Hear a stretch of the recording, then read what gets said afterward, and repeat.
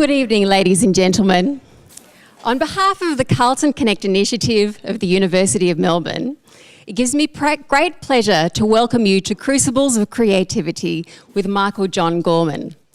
I'd like to start tonight's proceedings by acknowledging the traditional owners of the lands on which we meet, the Wurundjeri people of the Kulin Nation. We acknowledge their elders, past and present, and also recognise any members of their community that might be among us tonight. Now, introducing myself quickly, my name is Tanya Ha. I'm an author, I'm a broadcaster, a science journalist, and an environmental campaigner. And if I look a little bit familiar to you, then it's either because I'm a former reporter for ABC's flagship science show, Catalyst, or it might just be because you've seen me wandering around Parkville, because I am a graduate of the science degree at the University of Melbourne. More recently, I've also done a Master of Environment at the University of Melbourne, and I'm now one of the associates at the Melbourne Sustainable Society Institute. But tonight, the host of this lecture is the Carlton Connect initiative. So telling you a bit about them, they're the University of Melbourne's commitment to developing a precinct in which innovation and collaboration can lead Australia's future, a place where we can lead Australia in bringing business, academia, startups and the community, NGOs together to generate ideas, to exchange thoughts and to become a hub for creativity that will help come up with the problems that we're facing in the future. This will be an initiative that will be located at the Royal Women's Hospital, which is going to be renovated into a new area that has residential places, business places, and of course the Carlton Connect initiative as well. The first stage of Carlton Connect is open for business and it's underway. Lab 14 is at the corner of Swanson and Grattan Streets, and that's well worth having a stroll through. You'll see some of Australia's leading startups in a full floor of energy on the first floor, and there's a great entrepreneurial spirit happening there too. Now tonight is the 6th DICE lecture. So that's DICE, which stands for Dialogues on Innovation, Creativity and Entrepreneurship. Now you've probably noticed that this week in the media there's been, and last week as well, there's been a lot of discussion about STEM. Now they're not talking about floristry, they're talking about science, technology, engineering and maths, and there's a concern that high school students aren't progressing with science and engineering and technology subjects. There's a concern that we're not seeing as many people choosing to do these subjects at university, and there's a concern about what that's going to mean for Australia's innovation future. We need to break some of these unhelpful ideas, the ideas that science isn't creative, or that scientists aren't creative, or that the arts don't have intellectual rigour. Now, most of the people in this room know that these things aren't true, but it's really important that we understand that more broadly as a society. And this is something that the Science Gallery International is brilliant at. The Science Gallery International began around about 7 to 8 years ago with the Science Gallery in Dublin, a public science centre which would hold exhibitions, lectures and art science collaborations, a place where young people can engage with science and technology in a way that appeals not just to their minds but also their senses and their hearts as well, a way that we can engage young people as a whole and not ask them to be divided in their interest with humanities and arts or their interest in sciences. Importantly, the Science Gallery functions as a living laboratory. It does real-time medical and scientific research, which is leading to publications in world-class journals, and it's contributing to the body of scientific knowledge. And at the same time, it's providing a really important role in humanising the sciences, allowing scientists to engage with people and show that scientists are people too, they are, and also to enhance that public understanding of science. So it's now my great pleasure to introduce tonight's speaker. Michael John Gorman is CEO of Science Gallery International. He's led the development of the Science Gallery since 2007, and he became the founding director of the Science Gallery at Trinity College Dublin 1 year before its opening. He's been described by the Trinity College Provost, John Haggerty, as a new manifestation of the role of the university in the 21st century. Science Gallery Dublin has received over 1.5 million visitors in its first 6 years, and it's received numerous awards, including a special commendation for innovation in the museum sector at the European Museum of the Year Awards, and it was also the joint winner of the Shorty Award for the Best Cultural Institution on Twitter. Now, for anyone who's not on Twitter, that's really big in the Twitter sphere. Very impressive. Now, in his talk, which will be followed by a questions and answers session, Michael John Gorman will explore sites of creativity, consider the social embeddedness of creativity in science, technology, and the arts and design, and drawing on the experience of establishing the Science Gallery at Trinity College in Dublin as a space for creative collisions between science and art, he will consider the challenges that faces cities and institutions as we seek to nurture creativity in the 21st century. Please make him welcome. Thanks so much, Tanya. And it's a great joy to be back in Melbourne. And I really want to thank the University of Melbourne, the Carlton Connect initiative, and also the Irish-Australian Chamber of Commerce who've supported this evening's event. So great to be back here. And I'm delighted to see such a fantastic turnout. I was a little worried when I heard from Jaisal here that the email advertising my talk had described it as cubicles of creativity. That could have been a very different talk altogether. So I hope you're not here for that talk. As Tanya has suggested, I'm interested in creativity. And let's see if we can. So I'm interested in this question: where do creative ideas come from? And there are often two different approaches to this question. So on the one hand, you have neuroscientists who work with amazing technology, things like functional magnetic resonance imaging, and they get people to go inside these machines and they get them to improvise music on keyboards, and they look at what's going on in their brains and they see different pieces lighting up and so on. And that's one approach to looking at creativity. Tonight, I'm most interested in a different approach, which is the approach of looking at the social context of creativity. What kind of places generate creative ideas? What kind of cities? What kind of spaces? What does one have to do? Are there particular ways that we can encourage this? Or is it just something organic? Why do we care? Why are creative ideas important? An author called Daniel Pink has talked about, in his book, A Whole New Mind, he talks about the idea that we're now entering what he calls the conceptual age. So we've gone from the agricultural age to the industrial age to the information age in the 20th century.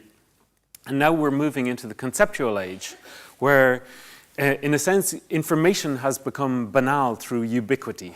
And the real value is in creativity, in generating new ideas.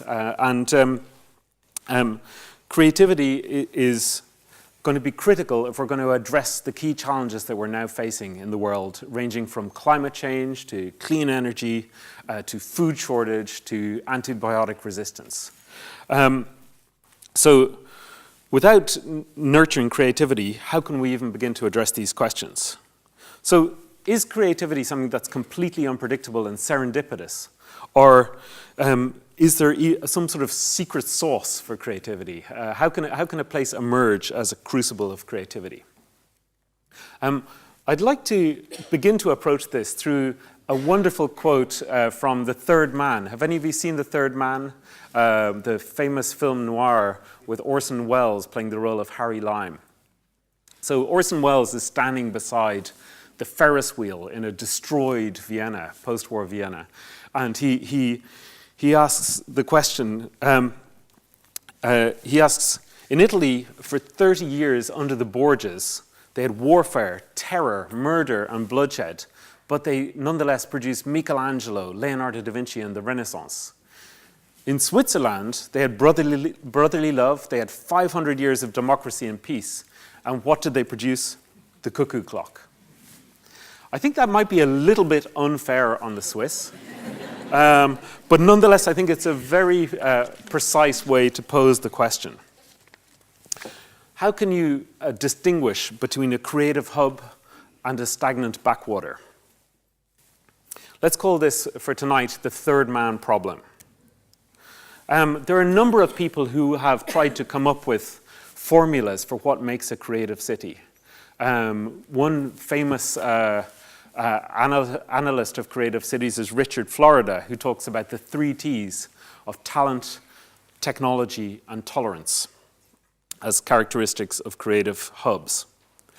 And it's interesting to think, can these types of formulae apply to amazing creative moments in history, from the Bauhaus movement that emerged in Weimar with Walter Gropius, from punk in London in the 1970s, from things like the Homebrew Computer Club in Silicon Valley, the meeting place of hackers that inspired both Bill Gates and Steve Jobs to develop their technologies.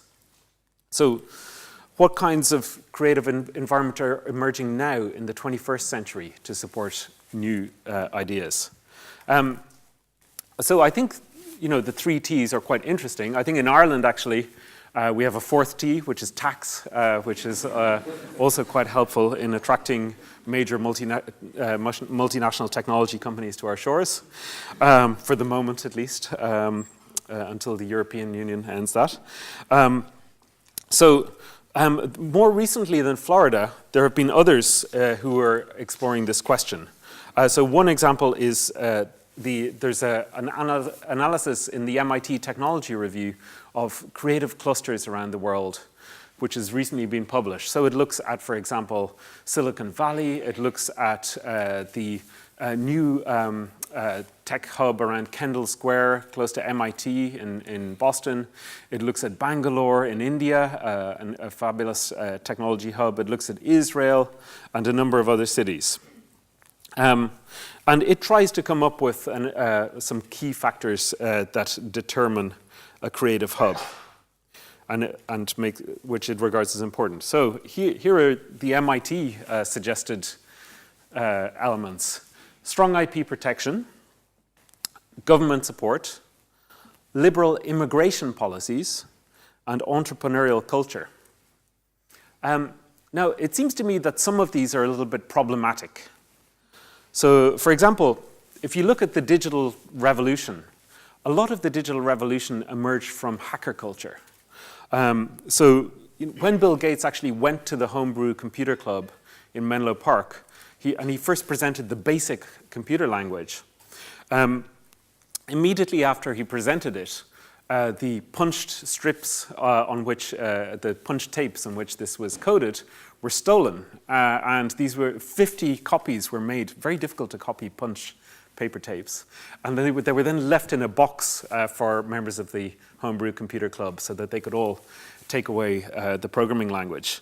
And there are incredible numbers of examples of this kind of practice amongst this sort of hacker hobbyist community. So I think that there are many, many examples of creative cultures actually having a very liberal and even an approach of liberating IP. The kind of Stuart Brand's idea that information wants to be free was very important in the early digital revolution. Right now, there are cities like Shenzhen, China, which many of you may have seen these Shanzai phones, these incredible pirated phones, the Obama phone and so on, which are created there. But there's actually, people are talking about Shenzhen as a really interesting IP-free zone and a sort of, this is a wonderful example. This is a $12 phone, which includes quad-band GSM, Bluetooth, MP3 playback, and an OLED display, and also a keypad for the UI. This has been described by Bunny Huang. And Bunny Huang talks about this as Shenzhen as a sort of Galapagos for creative experimentation. precisely because of its liberal attitude to IP. And it's become now a center for hardware hacking, where there are incubators in Silicon Valley that actually, like Highway 1, which is actually founded by an Irish entrepreneur called Liam Casey, which link directly with incubators in Shenzhen. So the next MIT category is government support, which again has a really problematic history. So top-down attempts to duplicate or replicate Silicon Valley have often failed miserably. Two of the most recent large-scale attempts are Skolkovo, just outside Moscow, which has had a $2.5 billion investment by the Russian government. And then just outside Paris, the Paris Saclay hub, which has recently had a $3.25 billion investment. Huge investments. Will they succeed? We will have to wait and see. I've been to Skolkovo, and frankly, I'm not holding my breath. I mean, there's a lot of government-supported R&D going on there, but it's very hard to duplicate the kind of creative community that has characterized creative hubs around the world. There are exceptions. Some of you may have seen The Imitation Game with Benedict Cumberbatch, and Bletchley Park was a wonderful hive of creativity. This was clearly a government-sponsored project. This is the Turing bomb device that we're seeing behind us. Where there are large-scale government projects, which usually, alas, defense-related projects, sometimes you do have that amazing coming together of experts in different areas and an incredible creative pool. There's other examples with a more peaceful purpose. I mean, the Manhattan Project is the obvious example also of this, where you had an incredible group around Oppenheimer working furiously, all culminating in the Trinity test. More peacefully, there are projects like CERN, which have incredible significance in terms of creativity and innovation. But another way that governments can foster creativity is perhaps a little more unexpected. If you look at the British preeminence in the pop music and punk scene in the 1970s, and that's the Sex Pistols outside Buckingham Palace, signing their first record contract with Malcolm McLaren. And it has been argued quite convincingly that one of the key factors for the explosion of the music industry in the UK at this time was the unemployment benefit scheme. Some members, one member of the band Happy Mondays ended up, in the 80s, was on unemployment benefit for over 15 years, allowing him to experiment in all sorts of different bands. So, this is an interesting way that governments actually can encourage creativity. In terms of the question of immigration policy, that's a really interesting area. And on that point, it seems that all the evidence suggests that the MIT authors are right. Liberal immigration policy seems to be absolutely fundamental to creativity and innovation.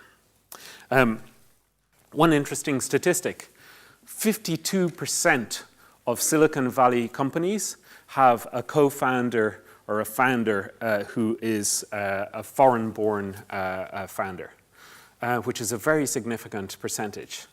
So right now, I don't know if you've been following it, but there's a debate in the US over the H-1B visa, the tech visa, and Mark Zuckerberg is one of the key champions, and this person is one of the key critics. So on this one, I'm afraid Donald Trump is perhaps unsurprisingly incorrect. All of the arguments suggest that immigration is key to creativity. And I think, if you look at key creative hubs throughout history, you can really see this. I mean, if you think of, post-war New York, the explosion of creativity in the arts, the explosion of innovation in the sciences, 10 Nobel laureates out of City College, New York, all first-generation immigrants. You can really see that this is a key factor. So diversity is very important for creativity. So entrepreneurial culture may be a very key factor, but it seems a bit nebulous to me. It's hard to pin down. So in trying to pin down what it might mean, I'd like to go back to the very early days of flight, just over 100 years ago. So in the early 20th century, there was a huge debate between two different approaches to flight. There was the lighter-than-air flight of the Zeppelins, and the thing about Zeppelins was they were big and expensive. They were generally carrying hundreds of dignitaries on transatlantic trips. And if a Zeppelin failed, it was disastrous. Think of the Hindenburg. You had all of these famous statespeople who were killed. On the other hand, at the same time, you had the culture of the heavier-than-air flight, where you had over 100,000 different designs for airplanes that were created, generally by private individuals, these plucky, heroic individuals who were experimenting. There was, again, a Galapagos of experimentation going on. Failure was relatively cheap. Worst case, one heroic, plucky inventor died. Not as bad as a Zeppelin. The fact is that the rewards were almost as much about the glory of flight as about the financial rewards. So I think we can see parallels to this in the creative hacker cultures going on right now. The maker culture, the 3D printing, the decentralization of manufacturing, the DIY biology scene. These are all driven by amateurs. And the rise of the amateur, I think, is a really important force that we need to harness. In addition to what the MIT authors describe, I think that there's still a missing factor that is really important for crucibles of creativity. And in trying to figure out what that might be, I'd like to go back to Orson Welles and the third man problem. So before he slagged off Switzerland, Orson Welles talked about the incredible burst of creativity that happened in Renaissance Florence. And it so happens that I actually had the good fortune to live in Florence for about 5 years and got to work on a number of projects relating to Leonardo da Vinci and Renaissance engineering. And Leonardo really is this sort of poster boy of transdisciplinary creativity. You might be tempted to think of Leonardo as just this incredible genius who had all of these incredible ideas in his head and just poured them down on paper. And it's very tempting to regard him just as an alien who fell to earth. But actually, that's not the whole story. So think of young Leonardo da Vinci, 15 years old, an illegitimate child, arriving in Florence from Vinci, his hometown or village. And he gets his first job. He's only had a tiny bit of elementary schooling. He doesn't even know Latin. He knows the abacus, and that's about it. And his first job is he becomes the apprentice of one of Florence's leading sculptors, Andrea del Verrocchio. Now, the timing was interesting because Verrocchio had just been given the commission to work on Florence's most exciting engineering project. Leonardo da Vinci had no experience of engineering. He was pretty good at drawing, I'll grant him that, but he had no engineering experience. Suddenly, Verrocchio's studio had the job of actually designing and building the bronze bowl that was going to go right on top of Florence's cathedral, the Duomo, which some of you may have seen in Florence. So the bronze bowl right on the top. And Leonardo got to study all of Brunelleschi's cranes. Brunelleschi was the architect of the dome of the cathedral, and he did drawings of the cranes. Suddenly, a few years later, he was a designer of war machines and selling his services to the Duke of Milan.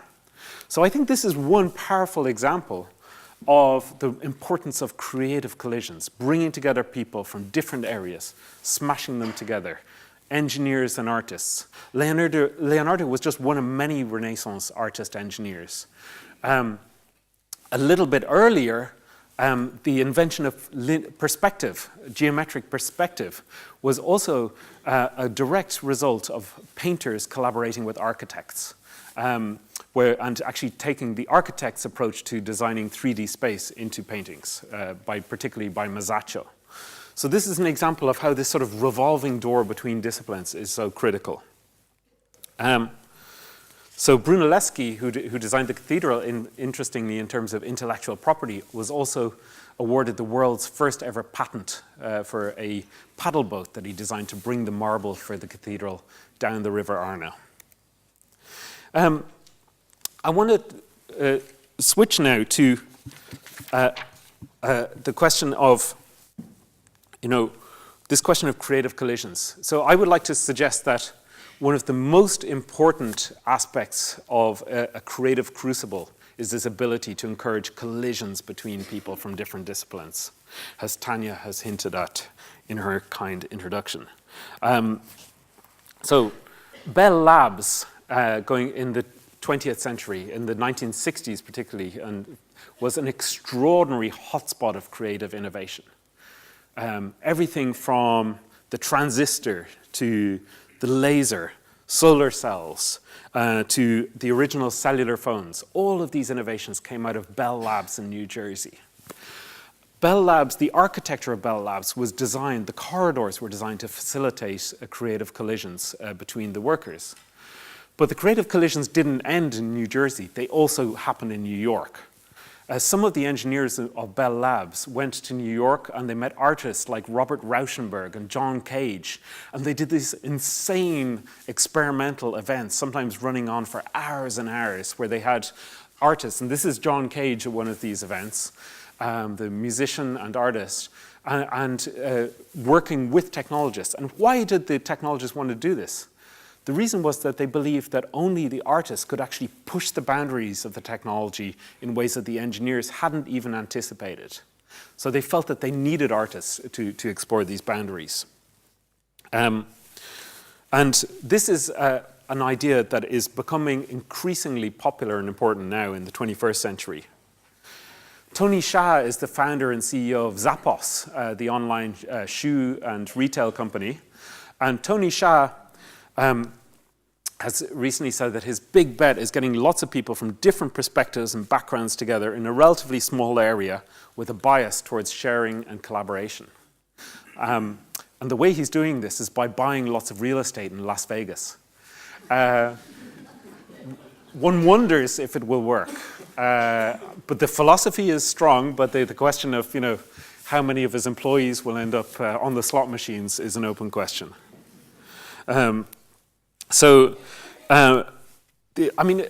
It's kind of strange, this, isn't it? That you need to actually bring lots of creative people to Las Vegas or to Bell Labs to actually have exciting ideas emerging. It seems counterintuitive right now in the age of the internet, in the age of remote communications. Why on earth do you need people in meet space to actually connect and interact? But it does seem to be very important. It doesn't seem that this can all happen online.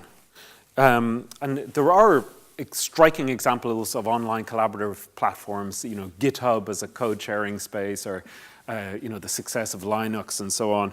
But there's probably no greater argument for the importance of physical spaces for creative collisions than the fact that it is the online companies that are spending the most money investing in these physical campuses. So one example, Google is currently setting up a new site in London at King's Cross. It's investing £1 billion in creating this new campus. Why? Because it wants to encourage casual collisions of the workforce. And it's interesting that Google uses the word campus. This language has been appropriated from universities.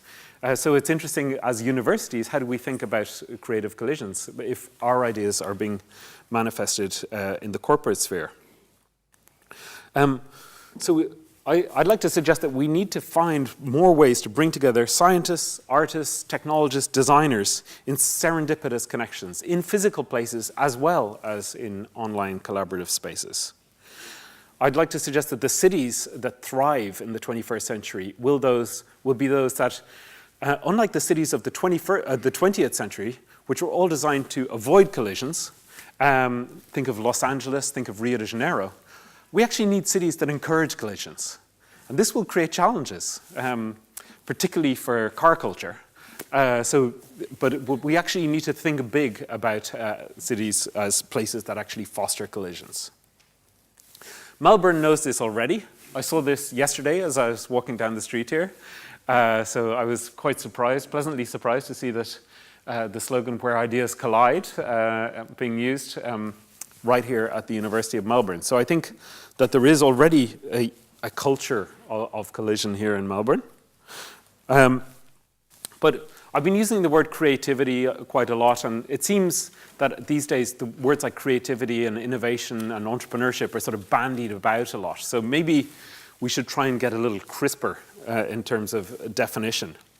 What do these words actually mean? So I actually find this sort of cascading definition from Tina Seelig really helpful. Tina Seelig is a professor in Stanford, and she talks about how imagination is envisioning things that do not exist. So dragons, unicorns, that's imagination. Imagination could also have more practical uses, but that's the imaginative sphere. Creativity is then applying imagination to address a challenge. There needs to be a problem. So as I was flying over here from Dublin, I dropped my glasses down the side of the chair on the flight, and it was really, really difficult to get them out. But then the flight attendant came over and rolled up a newspaper into this really long tube, because obviously long kind of metallic objects are discouraged in flights, and managed to fish it out. That was creativity, but it wasn't innovation. Innovation needs to be unique. Innovation is applying creativity to generate unique solutions. So the idea is that it has to be something that is globally unique for it to be truly innovation. And then entrepreneurship, in turn, is applying innovation to bring unique ideas to fruition, which often involves creating new businesses and so on. So I find this quite an elegant definition. In terms of creativity, what I like about it is it doesn't necessarily restrict creativity to one discipline or one area. It doesn't make creativity exclusively the purview of the arts. In fact, scientists and engineers can be just as equally creatively active as artists under this definition. Many government schemes focus more on the sort of bottom end of this picture than on the top two. It's very difficult to measure imagination, and it's quite difficult to measure creativity. It's a bit easier to measure innovation. Metrics like new patents generated and so on tend to help. It's also a bit easier to measure entrepreneurship. You can look at things like company valuations, etc. But more difficult to measure creativity and imagination. But nonetheless, these are essential prerequisites to innovation and entrepreneurship. So we should pay just as much attention in the way we design our schools, our universities, our cultural institutions, our cities to cultivating the top two on this table of definitions. So how can we actually do this in practice? Well, I'd like to talk to you briefly about one experiment in this that I've been involved with, which Tanya mentioned earlier, which is the Science Gallery at Trinity College Dublin, and now Science Gallery International. So this is what the Science Gallery looks like in Dublin. This was our opening show in 2008, and it is a place for creative collisions between science and art. So Trinity College is a wonderful university. It's a 400-year-old university. It is right in the center of a city, Dublin, but it is also a university that was known for its railings by a lot of the local community around Dublin. It was almost a fortress in the center of Dublin. Science Gallery was the very first building on the campus that actually faced outwards, that was inviting people to come in, inviting scientists to come out of the research labs to interact with artists, with designers, with the public, involving students in that engagement, and drawing in young adults to be inspired, but also to contribute ideas to the projects in the gallery. So you can see this is a project that was about light, which involved everything from these sort of roving bubble heads to 3D sun with magnetic storms, which was an astrophysics project in the university. The gallery in Dublin is really well situated to be a kind of an intersection of flows from the different communities around Dublin, from the business route through the city, the cultural circuit, the social route, and the suburban route. And interestingly, since 2008, the area has been transformed. So now we have Twitter's European headquarters that has moved right opposite the Science Gallery. The venture capital firm focusing on seed investment has moved in right beside Twitter and uses our cafe as their meeting place. So this is a strongly university-linked project, but it attempts to involve universities in those kinds of creative collisions with the cities. We cannot underestimate the importance of universities in creative ecosystems. There would be no Silicon Valley without Stanford University. There would be no Kendall Square without MIT.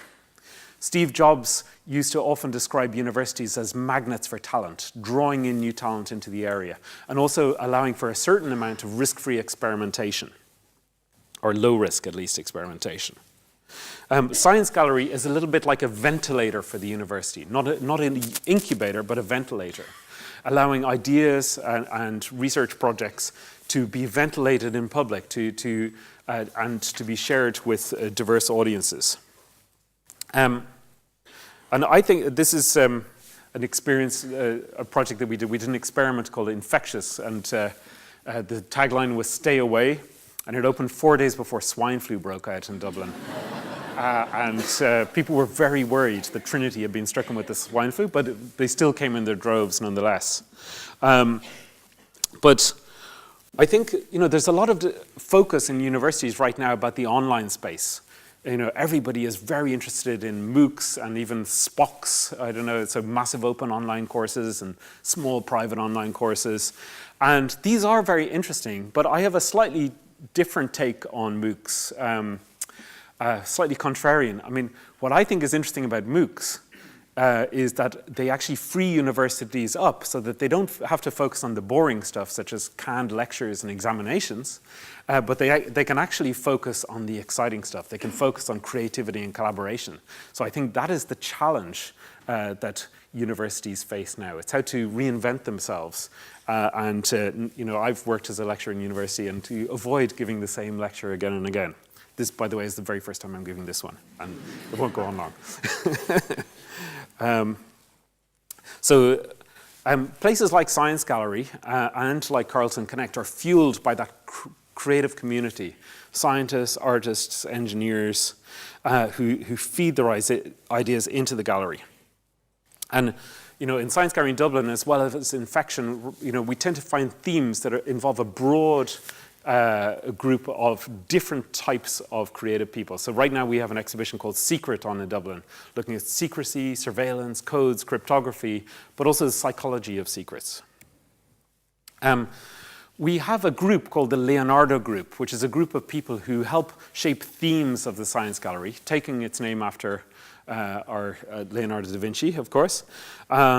And this is a group of up to 50 people drawn from the arts, from science, from technology, from design and entrepreneurship. And they help us find themes and concerns that are of interest that can shape exhibitions and projects. So this is one of our Leonardos. Her name is Jane Nidal-Huintig, and she is the inventor of a substance called Sugru, which is a substance which you can use to fix objects. And it's a type of silica gel type substance. And she is having enormous global success with this right now. And she is the kind of person that we have on the Leonardo Group. Many colliders rely on something like this. So this is an ideas funnel. This is what we use for Science Gallery. And other spaces use other versions of this. So you start with a theme generated by the Leonardos. And then you have research projects, you have open calls for ideas around that theme, you have student projects feeding into that, and then coming from a very diverse group of people, and then you filter those down, and then they manifest themselves as on the floor of the gallery as exhibitions, events, conversations, and experiments. And some of the projects, many of the projects will end there, and that's fine. But a small number of them will go on to have an afterlife as social projects, commercial products in some occasions, research publications, as was mentioned earlier, or touring artworks. So there's a lot of discussion at the moment about how coffee is very important for innovation and creativity. And I was appalled to discover that this book is actually not about Melbourne, the flat white economy. It's actually about London, of all places. But it should be about Melbourne. And I'm very interested in coffee, particularly in the last couple of days since I've arrived in Australia.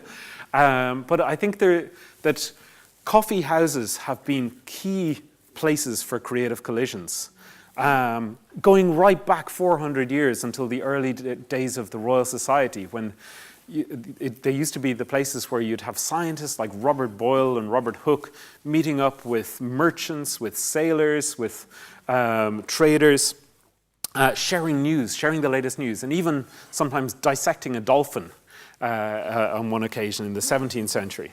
But coffee houses now have become really essential sites of collision. And Science Gallery in Dublin has a cafe at its heart. And a key thing is having a place where you can have those chance interactions between astrophysicists and musicians, between nanotechnologists and fashion designers.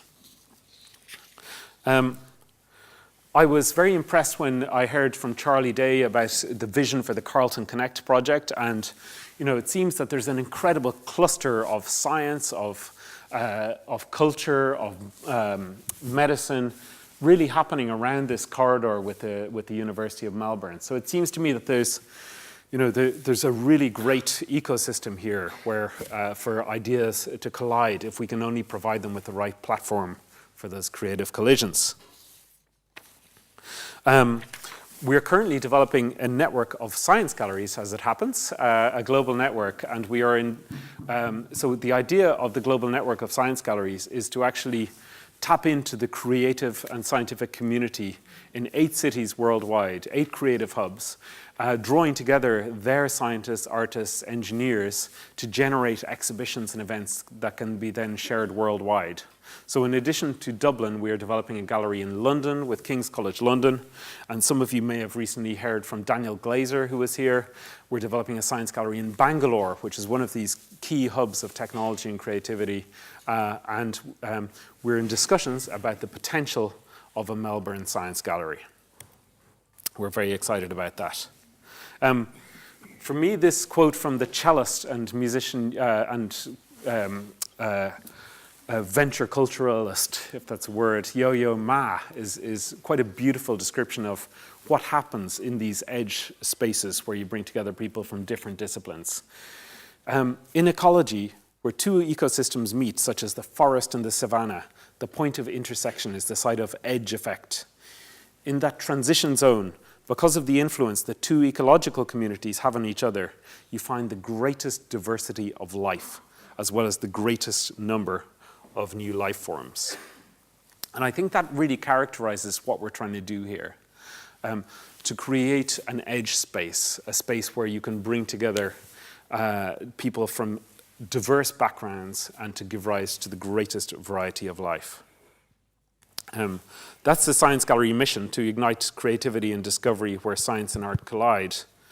And as I say, we have this ambitious goal of 8 galleries worldwide sharing ideas by 2020.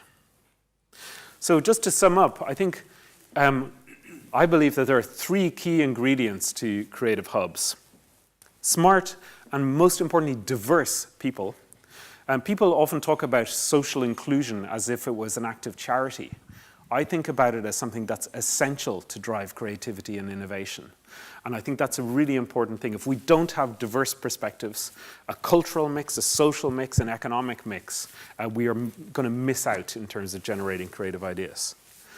Then we need to foster creative collisions. We need the opportunity, we need the incentives to bring these people together around exciting projects.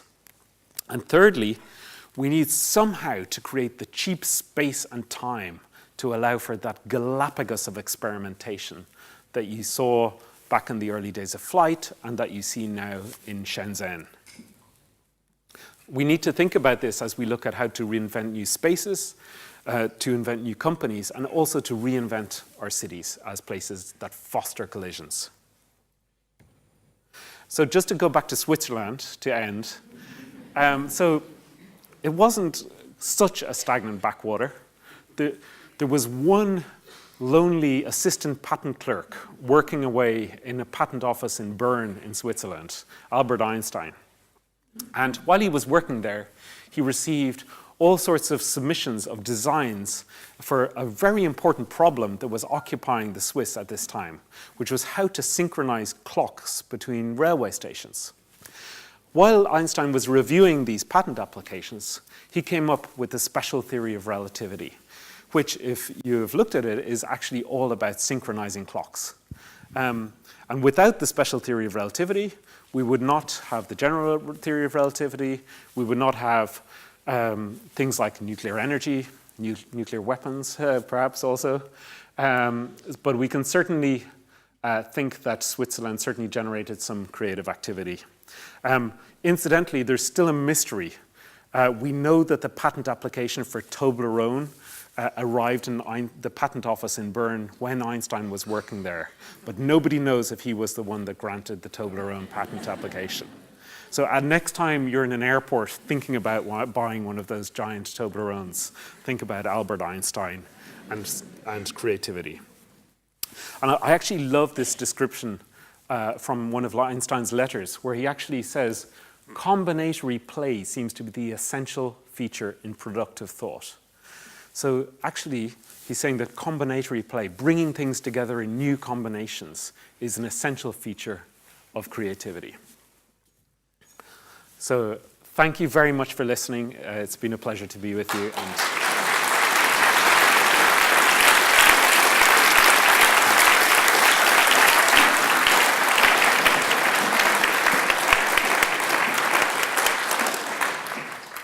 Michael John, very much. It's now your chance to ask some questions, and we do have some roving microphones going around the room, so do put your hands up if you have a question.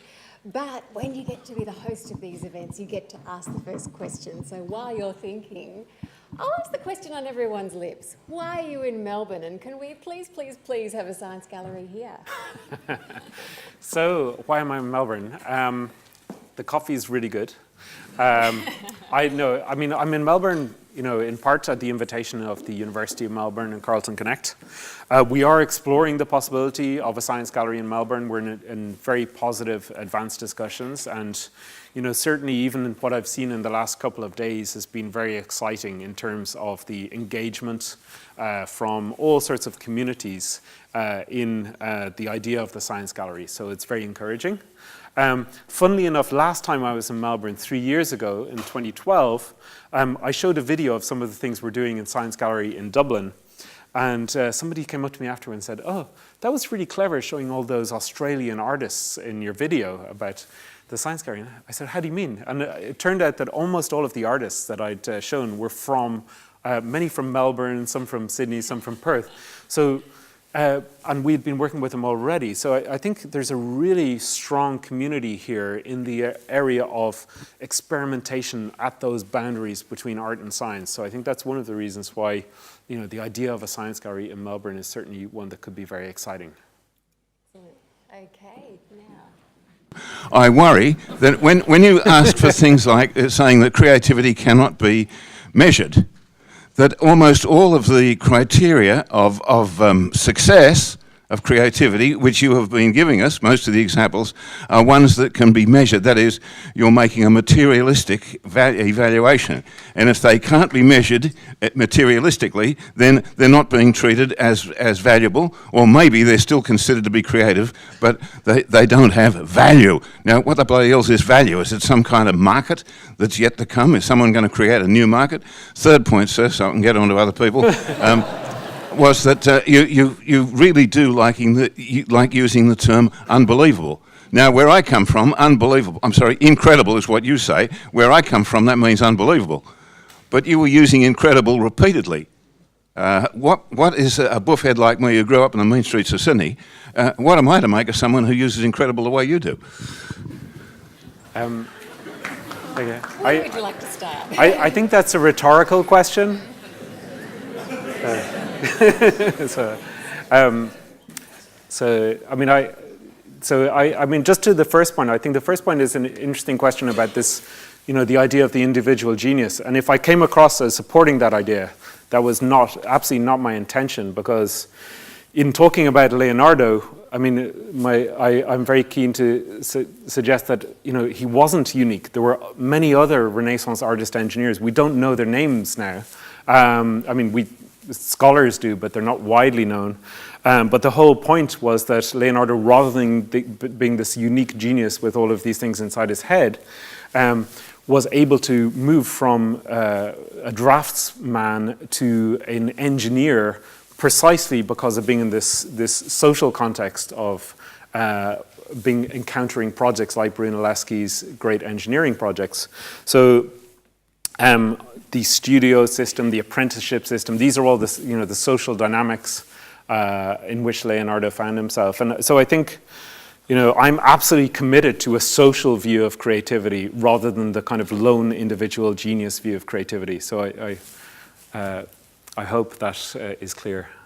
There was an interesting comment on Twitter during the discussion saying that asking, would Leonardo da Vinci get an apprenticeship like that today, which I thought was, one of those challenging questions. That's a really good question.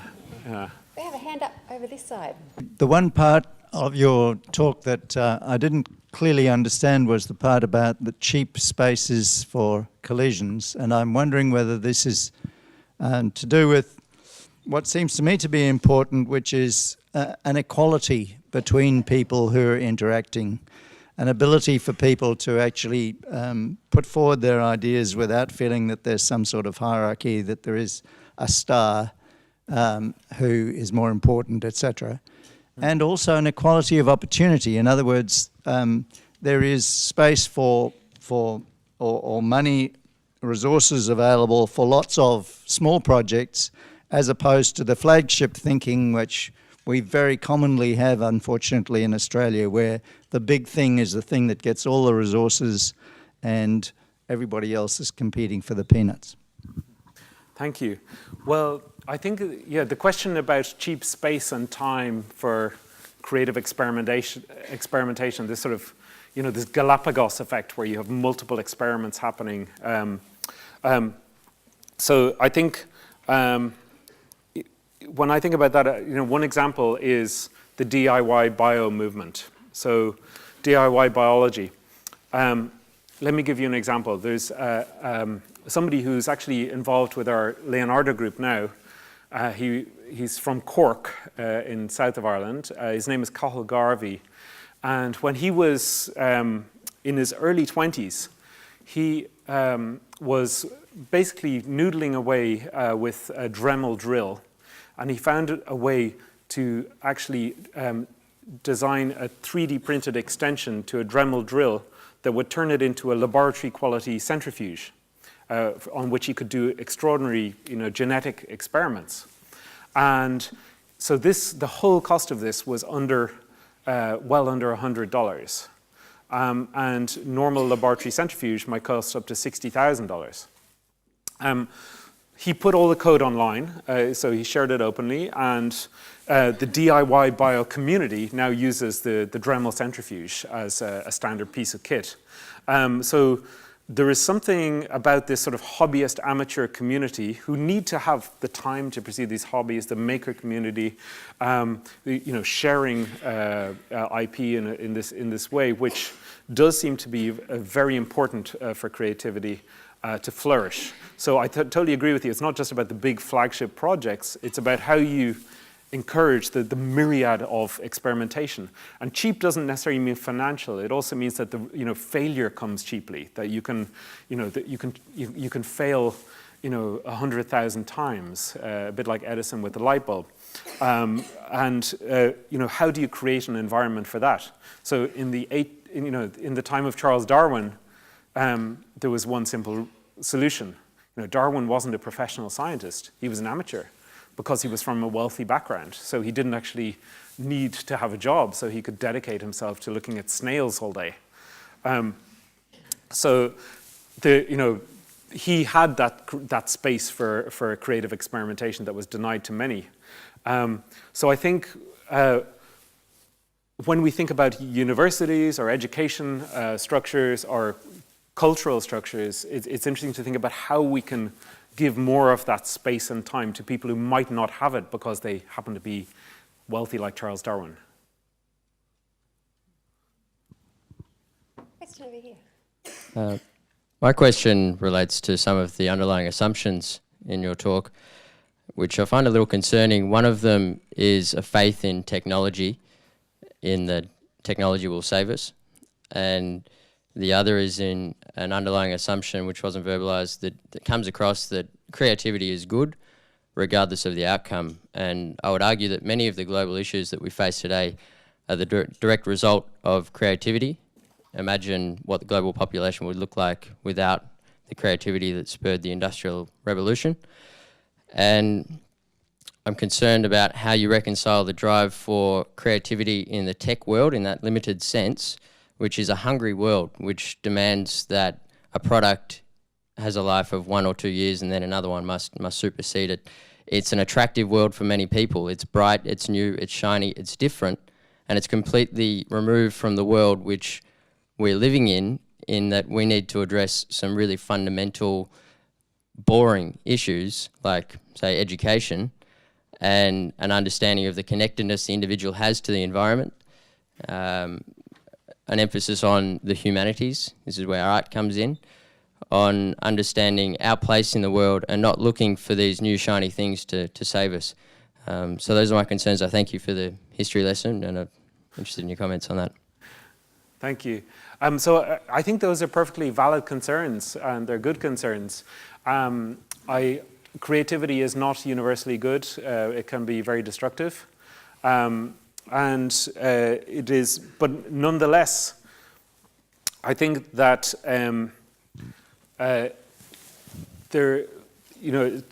technology is also not universally good, and many of the global problems that I mentioned at the beginning of the talk are at least partly human-generated problems. But at the same time, if I think about the most powerful education experience I've ever seen, it was in a school in India where there was mathematics class going on, and these kids were actually making puzzles out of bits of paper and so on, and that was mathematics class, and it was mind-blowing, and it was actually mathematics being approached as a creative subject.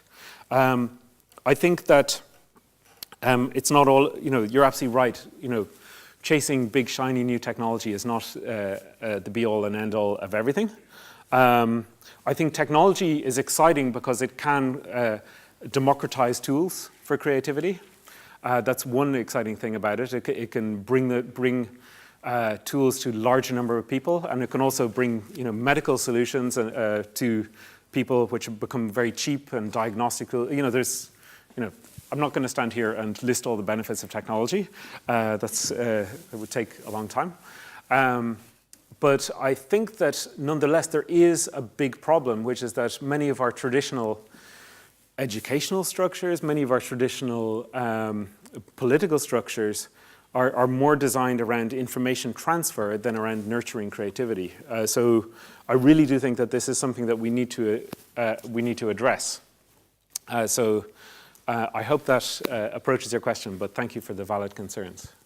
I might just add a little something there, just given that I've been involved behind the scenes with National Science Week and sort of seen a lot of the events that have been happening. One of this concern that technology will save us and that science will save us, part of that is people also trusting and understanding the science and technology, particularly around climate change, because we have seen a lot of what people would term the climate denial movement. And one thing that Science Gallery does, and that National Science Week and many other things are trying to do, is open up research institutions, open up the sciences and connect them with society. Because you know what a doctor does because you see a doctor as a patient. You know what a shop assistant does because you buy clothes from them, but very few people actually know what scientists do. So these kind of initiatives that open up science and create that trust It's not that we're waiting for the technologies that will, solve our problems. A lot of them are already there. It seems like the barriers are human. Is that a fair? No, I think that's absolutely right. And I think, one of the key things about a space like Science Gallery is actually opening up the space for conversation, not just about the scientific aspects of these questions or the technological aspects, but actually looking at, for example, one of our exhibits was a living jacket, which was created by actually somebody based in Australia, which was made from human and mouse stem cells grown into a jacket, a small jacket, more mouse-sized than human-sized. But this was, it grew for 3 months in the Science Gallery. And this raises all sorts of ethical questions. Weirdly enough, the jacket was endorsed by PETA, the animal rights organization, because they said this is much more ethical than killing a cow to make a jacket. So they loved it. But many of the visitors were really, concerned about it. And, the whole role of the gallery is to stimulate that conversation. So it's to stimulate creativity, but also that critical engagement. What are the ethical consequences of this? Should we be doing this just because we can? So I think it's really important to have a space for those conversations. I just wanted to say thanks for your talk. It was absolutely inspiring and lovely to hear about what's going on at the Science Gallery. We have Science Works here. I'm not sure. Have you been there? Yes, I have. Yeah. Last time I was here. And I think you've kind of just answered what I was going to ask as well, which is how is the Science Gallery different to, say, an exploratorium where you go along and you play with some of the activities that you've got there? So you're saying with that example of growing a jacket, what do you do with people's comments? How do they get more involved? Do the scientists somehow take that feedback on board, and do they get to see the outcomes of that? How are the amateurs involved? Great question. So yeah, I've been to Science Works here and really enjoyed the visit. Robin, who's in the audience, gave me a fantastic tour. And I know the Exploratorium well. Science Gallery in Dublin has actually just launched a new collaboration with Exploratoriums, supported by the NSF and the Wellcome Trust. And there's kindred spirits, but different manifestations, I would say. Science Gallery has no permanent exhibition, so it's constantly changing. And we feel that allows us to tap into people's concerns right now. And Science Gallery is also really focused on a kind of adult and young adult audience, particularly 15 to 25-year-olds, whereas many of the other science centres are extremely successful at engaging a kind of younger audience, particularly 0 to 12, or well, maybe not 0, but 2 to 12.